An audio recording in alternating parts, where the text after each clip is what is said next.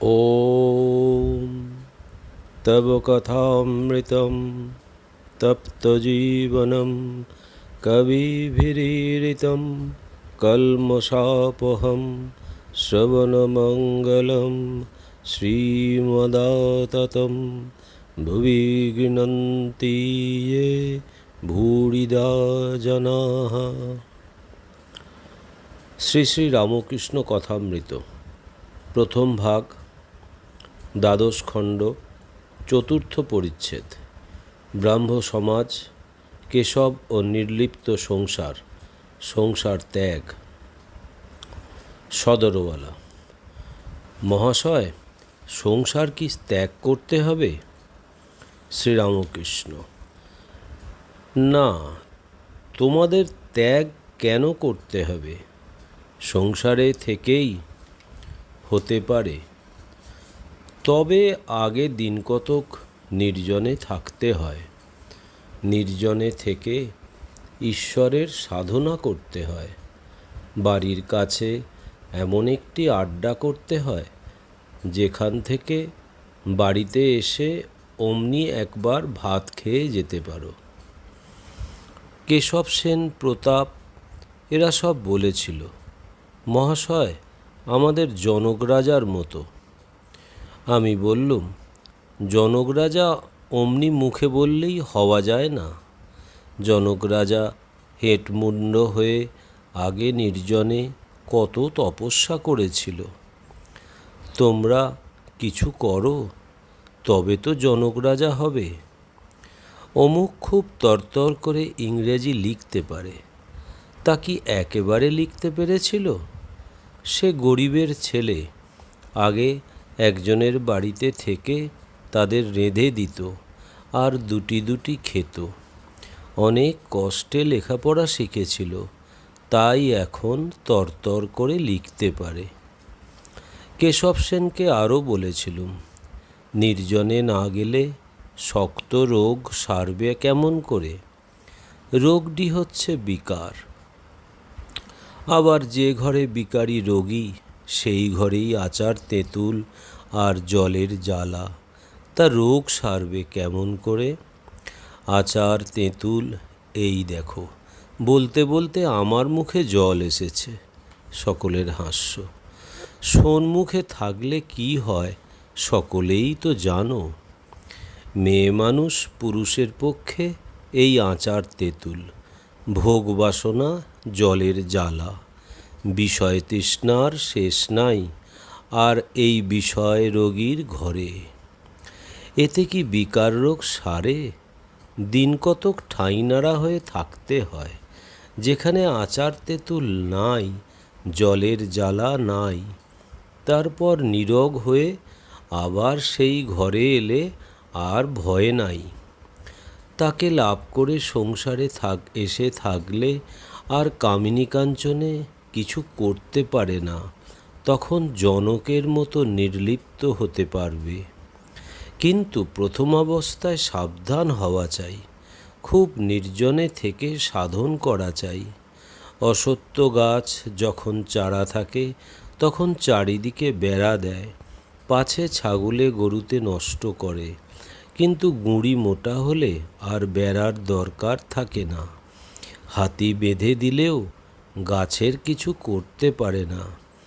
যদি নির্জনে সাধন করে ঈশ্বরের পাদপদ্মে ভক্তি লাভ করে বল বাড়িয়ে বাড়ি গিয়ে সংসার করো, তাহলে কামিনী কাঞ্চন তোমার কিছু করতে পারবে না। নির্জনে দই পেতে মাখন তুলতে হয়। জ্ঞান ভক্তিরূপ মাখন যদি একবার মনরূপ দুধ থেকে তোলা হয়, তাহলে সংসাররূপ জলের উপর রাখলে নির্লিপ্ত হয়ে ভাসবে। কিন্তু মনকে কাঁচা অবস্থায়, দুধের অবস্থায় যদি সংসাররূপ জলের উপর রাখো, তাহলে দুধে জলে মিশে যাবে।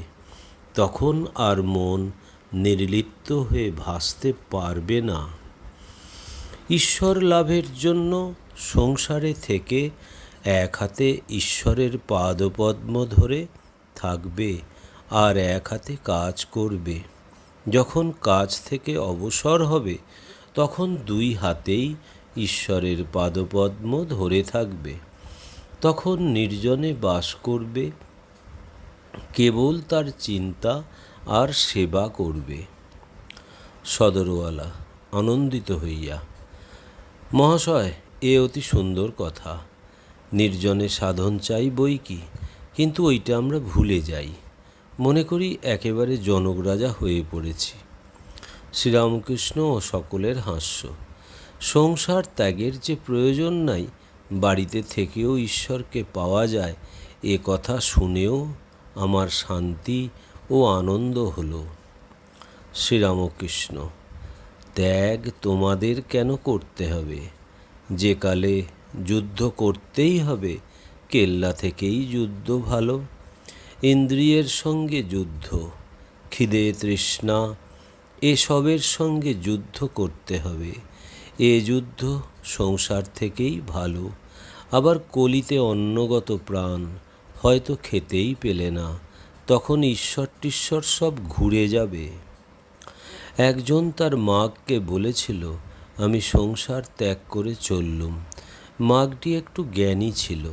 সে বললে, কেন তুমি ঘুরে ঘুরে বেড়াবে? যদি পেটের ভাতের জন্য 10 ঘরে যেতে না হয় তবে যাও, তা যদি হয় তাহলে এই এক ঘরই ভালো। তোমরা ত্যাগ কেন করবে? বাড়িতে বরং সুবিধা, আহারের জন্য ভাবতে হবে না। সহবাস সদারার সঙ্গে, তাতে দোষ নাই। শরীরের যখন যেটি দরকার কাছেই পাবে। রোগ হলে সেবা করবার লোক কাছে পাবে। জনক, ব্যাস, বশিষ্ঠ জ্ঞানলাভ করে সংসারে ছিলেন। এরা দুখানা তরবার ঘোরাতেন, একখানা জ্ঞানের, একখানা কর্মের। সদরওয়ালা, মহাশয়, জ্ঞান হয়েছে তা কেমন করে জানব?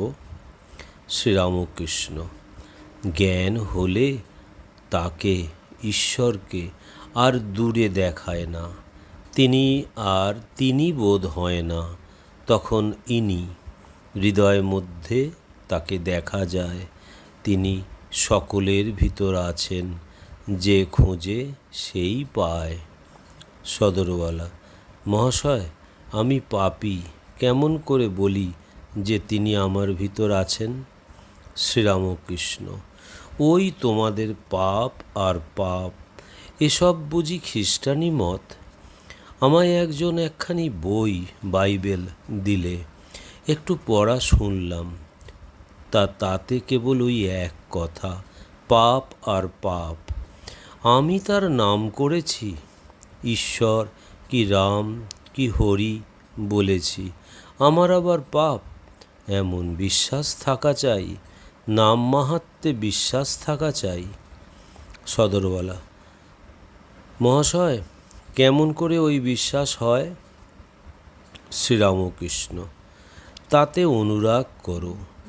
তোমাদেরই গানে আছে, প্রভু বিনে অনুরাগ করে যজ্ঞ যাগ তোমারে কি যায় জানা। যাতে এরূপ অনুরাগ, এরূপ ঈশ্বরে ভালোবাসা হয়, তার জন্য তার কাছে গোপনে ব্যাকুল হয়ে প্রার্থনা করো আর কাঁদো। মাগের ব্যামো হলে কি টাকা লোকসান হলে কি কর্মের জন্য লোকে একঘটি কাঁদে, ঈশ্বরের জন্য কে কাঁদে বলো দেখি? ওম নিরঞ্জনম নিত্যম অনন্তরূপম ভক্তানুকম্পাধীত বিগ্রহং বৈ ঈশাবতারম পরমেশমিড্ডম তং রামকৃষ্ণং শিরসা নমামহম। শ্রীরামকৃষ্ণ অর্পণমস্তু।